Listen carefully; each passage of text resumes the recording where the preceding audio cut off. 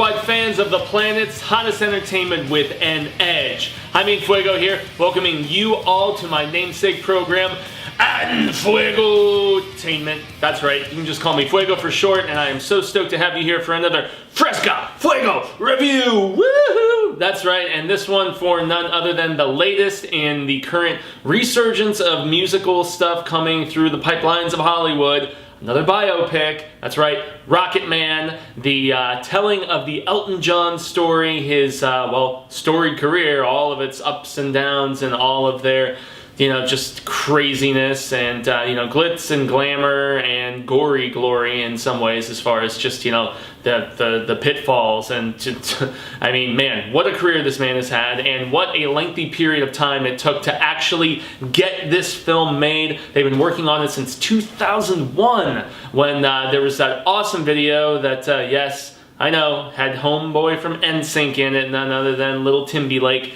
and it was for a music video and a song called This Train Don't Stop. I love that song. So good. And yeah, Justin Timberlake played a young version of Elton John, just, and all the behind the scenes craziness and the costuming and, the glitz and the glamour once again, but yet also just kind of the sadness that he was feeling at the peak of his career. And, took a while for him to actually work through some of these personal demons, whether it was substances, whether it was lack of lasting love and various things. So, yes. After all those ups and downs, finally ends up getting made with Dexter Fletcher directing. He was the guy who did the finishing touches on Bohemian Rhapsody last year when, none other than Mr. Bryan Singer got the axe because he's got some big time stuff going on in his personal life and career. No bueno, yes, not even gay men are impervious to the, time's up and all that stuff. So, yes, here on Enfuegotainment, we always talk about bueno, malo, and feo, good, bad, and ugly. So, the R-rated biopic, Rocketman. First and foremost, that is one of the biggest buenos and the biggest differences in my estimation because a lot of people are going to compare this to Bohemian Rhapsody, especially because of the fact that Rami Malek won Best Actor for his portrayal of the incomparable Fred Mercury last year, and with good reason. That performance was astounding and staggering and oh so very impressive, and yet there's a lot of people who thought they sugarcoated things. They didn't really go into it as heavily and as harshly as they needed to. And that's one thing that this film definitely does, is it lives up to the R rating with some of the discussion, with some of the subject matter. However, I'm going to save a little bit of that approach for the malo, for the bad, because I don't think it always worked as well with the extremity to which they went for it. But, I mean, the directing and the acting is top-notch in this, and it starts at the very top, obviously, with Taron Egerton playing the incomparable Elton Hercules John. Yeah, that's right. Just the way he strolls in at the very beginning of this into this proverbial, AA support group of sorts, and he's got the wings on and the double horns and yet this big colorful flamboyant outfit with the glasses, and I mean, he sits down and he's like, what's it take to get a drink around here and all this stuff, and I really loved his performance. I love Jamie Bell, none other than Billy Elliot as Elton's writing partner as far as the lyrics went, Bernie Taupin, and I mean even Bryce Dallas Howard. And really at first, with the fact that she was a little bit on the thicker side in this, I was like, I thought it was Jessica Chastain, actually, but I was like, holy smokes, that's Bryce Dallas Howard. She looked more like a Mama Cass type in a lot of ways, but still so beautiful and, wonderful acting on her part. But yeah, I did not recognize her at first with some of the, weight that was put on specifically for this role, I'm assuming, or maybe not. I don't know. Please don't savage me in the comments if that's just... I saw her on the press trail recently too, and it's just after seeing this rail thin girl running around in the Jurassic World movies, she was almost unrecognizable. This wasn't like a Jared Leto playing the killer of John Lennon sort of scenario, and nor was Bryce Dallas like the machinist, Christian Bale previously, but it was quite a transformation, I gotta say. So yeah, all of the acting was very solid in this and very impressive. But and you know what, I have to say, Taron Egerton, after seeing him I haven't seen Eddie the Eagle, which was his previous collaboration with Dexter Fletcher. I have only seen him in the 2 Kingsman films, and I really liked him as Eggy or Eggsy or whatever in both of those movies. I thought he was great, but 100% completely different character, and in this down to even some of his singing being so much better than I anticipated. You know, I saw him doing the live thing with Elton for Tiny Dancer, and I was just okay with it, but you have to remember, Tiny Dancer is, like, ever since Almost Famous, one of my favorite songs of all time. And I mean, Mona Lisa's and Mad Hatters, it's not featured in this film, but I mean, there's so much Elton stuff that I absolutely adore, and I just wasn't so sure about it. I know that he had sang, oh boy, I'm trying to remember which Elton song he was responsible for doing in that animated movie Sing, but I guess that also helped him get some cred for this role. But he was convincing, both in appearance and in singing, because unlike Rami Malek, Taron actually sang in this, so that's really especially impressive in my estimation. But yeah, he looked the part, he had the swagger, he had just, he had that, you know, bitches back attitude, especially when he was ascending to his throne of sorts, and it was a great performance. I loved the chemistry in the scenes with him and Billy Elliot, Jamie Bell, and also, I don't know the name of the actor, but the guy who kind of swoops in and becomes Elton's lover, and his manager, and kind of steals him away from the initial recording contract that he signs when he's first coming up. I thought that guy was equally interesting and menacing, and yet also gave an interesting just shade of gray perspective when Elton is becoming more and more entrenched in his substance abuse and just depression and all of these other things. I mean, I thought all the acting was really solid. And then we also have to mention the direction from Dexter Fletcher. This film, as far as the approach with both the script and the direction, it's much more fantastical. It is not a grounded film like we got from Bohemian Rhapsody. Now, I really liked Bohemian Rhapsody, but I didn't love it because of the fact that, yes, it is like kind of a greatest hits of sorts, and I'm going to make a few other further comparisons here later on in the review, but this had more of an across the universe type vibe to it, at least in my estimation, and I know a lot of people are very critical of that film. I personally love Across the Universe. I love the psychedelia and, you know, just these fantasy sequences throughout. And you know, right pretty much at the very beginning of the movie, you know, when we're doing, you know, the bitches back and Saturday Night's Alright for Fighting and all this different stuff and the big choreographed numbers and you know, as he's remembering his childhood, you know that this is a completely different approach than we got from Bohemian Rhapsody, which I really appreciated and I really, really liked. And so, I mean, from Fletcher's directing to the fact that this film was larger than life, just like the persona that Elton brought to stage with, you know, his singing and his costuming and, you know, his jumping around and his mannerisms and just body language and everything that he did, everything about Elton John in so many ways when he was in his prime was just, it was as theatrical and just as performance ready to be seen by a large audience, whether in person in a theater or, you know, like arena or whatever, or on television. And so his acclaim and fame came with good reason. There's a reason why he was one of the biggest selling artists of the 70s, you know, millionaire tens of times over and all of that other stuff. And we get a lot of that in this film. And I really, and another reason why I make all of those different comparisons with Across the Universe is because you have multiple people chiming in and helping sing all of these different songs. Bryce Dallas gets in on the mix, Elton's lover, the manager guy that I mentioned, and even Jamie Bell with the Toplin character when some of the writing is going down. And it's really cool to see, you know, Elton kind of piecing together certain songs. Like Your Song literally almost had me in tears with the way that they put it together. I absolutely adored it, and that's a song that really brings back memories, and it makes me think of Moulin Rouge, you know? Anyway, I have a soft spot for musical stuff, whether it's gothy shizzle like Repo, or, you know, whether it's, you know, Across the Universe, or, you know, stuff like Spinal Tap, whatever. I just love music being brought to screen, and so for that reason, there's a lot of bueno in this movie, and really, as I shift into Malo and into Bad, very, very little. I guess I could say I feel like certain aspects were kind of glossed over.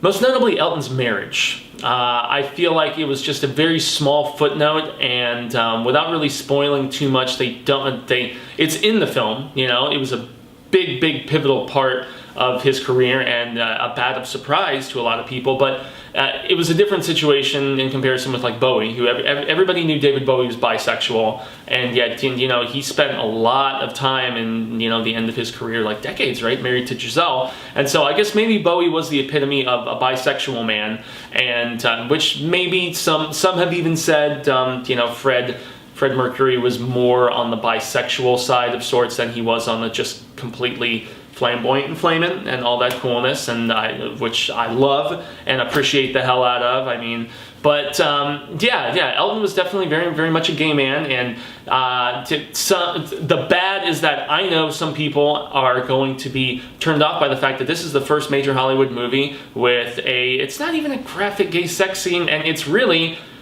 tastefully done, and it's passionate, and I'm a straight man, and I had no problem whatsoever with it, man. I was like, it was actually, it was sweet, and it was, yeah, but there's gonna be people who are gonna be completely turned off by this because of the fact that they're very open about the fact that Elton, you know, that one of the Motown type guys even at one point says, you know, what are they all gonna think about you being a fag? And it's just like, whoa! But it shows the acceptance there, and I guess the bad, which could easily segue into ugly, is, you know, the fact that that's really gonna rub some people the wrong way. But I didn't necessarily think they even grazed over it as terribly in Bohemian Rhapsody as a lot of people made it out to be. So really, I mean, the bad is maybe the omission of some songs that I would have really loved to have heard. You know, some more from I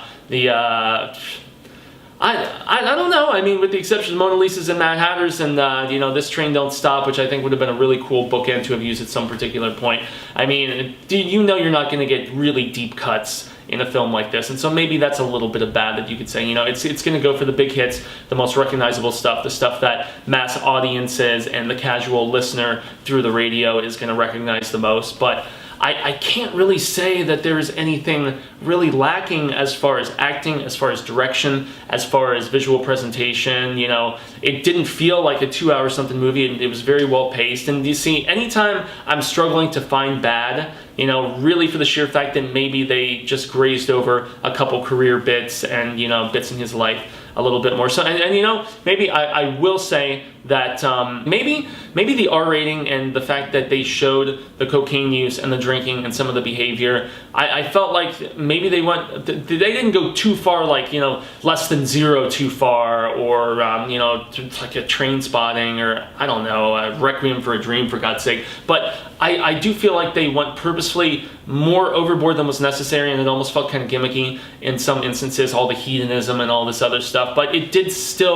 I still didn't have that much of a problem with it, and it fit the vibe of the film, and I really enjoyed this film. And the ugly is basically going to be, and this is something that, as I was talking with my lady when we were getting out of this film yesterday, I was just like, I really enjoyed Rocketman, but I didn't love it. And she was like, the same. And I was like, I think I liked some aspects of Bohemian Rhapsody better.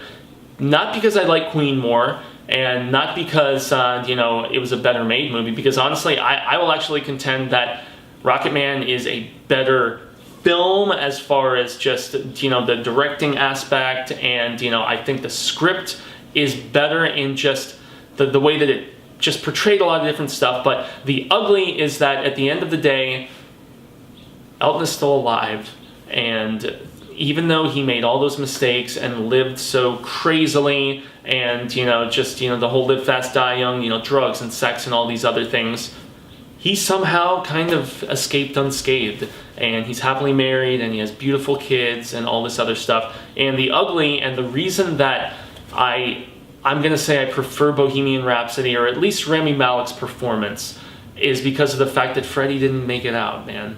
You know, Freddie had the tragic ending, and he's not with us anymore. And the one scene in Bohemian Rhapsody, you know, where they incorporate the Highlander song, Who Wants to Live Forever, and, you know, when he's telling his bandmates that he has AIDS and he's gonna die, and all this other stuff. For me, there isn't a scene like that that just cuts to the core so deeply like in Bohemian Rhapsody. And I guess if that's my only hang-up, I will say that that is an ugly hang-up on my part, for the sheer fact that since I didn't have that, I'm a sucker for films with that really just sadness to them, and, you know, kind of the bummer aspect. Even though, you know, they get back to Live Aid in Bohemian Rhapsody, and, you know, this, you know, awesome performance and everything, and, you know, it does end on, you know, a fist-pumping note. I don't know, movies like A Simple Plan and Falling Down and you know, A Perfect World and even like Arlington Road and stuff like that. None of which being music movies, but I'm just saying that while I was so very impressed with Rocketman, the ugly for me is that I just found it a little more poignant at the fact that Fred Mercury and the way Rami delivered this, you know, terminal guy's performance, as great as Taron Egerton was, that's what just puts that movie in the feels department and in just the impactful department a little ahead of Rocketman. But I still really, really enjoyed the hell out of this movie, everybody, and I really feel like I've done too much compare and contrast between these two films. So maybe that's ugly too, is the fact that since these movies came out so close to one another, everybody, yours truly included, is going to be comparing them to each other, when really Elton John and Queen are so drastically different as far as their artistry, as far as the amazing talent behind their music.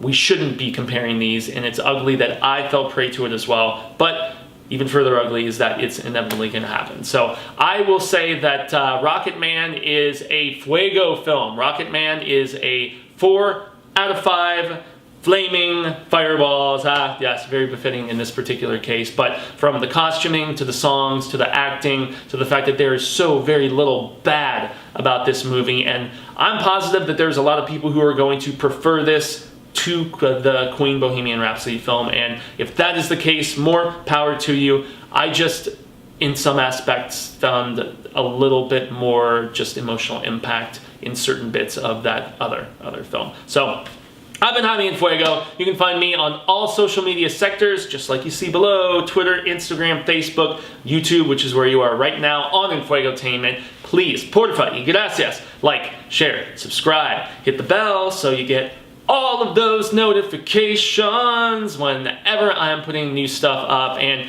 the month of June is about to start, and the month of June is going to bring a lot of new stuff for not just Enfuegotainment, but for yours truly as well. It looks like we are finally going to get the ball rolling, at least on the rough kind of test version of Enfuegotainment.com. I have purchased it and have been sitting on it for a little bit of time now, but that's basically going to be a place for, you know, once again, the planet's hottest entertainment with an edge, or, you know, maybe even the planet's hottest entertainment in the desert or something. I'm still kind of tinkering with a few of those ideas about if I want it to be more centralized to Phoenix, or if I want it to be more just, you know, broad coverage that anybody internationally can look at. And so that's some of the few things that I'm really trying to nail down. But yes, I put up at least a few videos a week. Always try to get up a new film review every week, and then I've been doing the complete canon coverage of Star Wars. Coming up is going to be, it's the Queen something, and I should have double checked on the title, but it is the current Star Wars,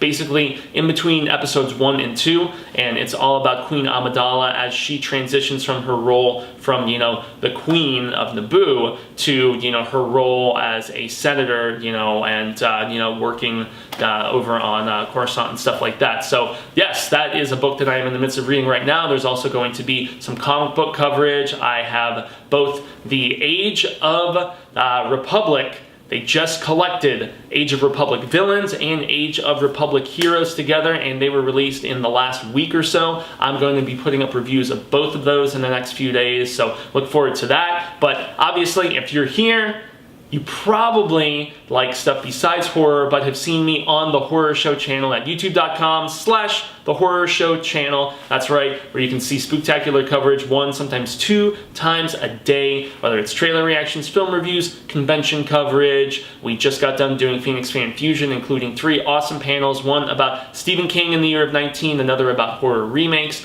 and a third which was all about I'm not crying, you're crying. And yeah, that was about just moments that hit us with the feels in horror movies, and various other bits of awesomeness to check out over there. So please do the same over there. And I'm going to call it a day because I actually have to go and review Ma for the Horror Show. So that's where I'm heading right now, and very excited to see what that's all about. So this is us wrapping things up, and I shall say until the reel of Ka comes around once more. Ha ha. Hasta luego, Cinemigos. But I'm hopeful that we get to reconnect sooner rather than later. Peace.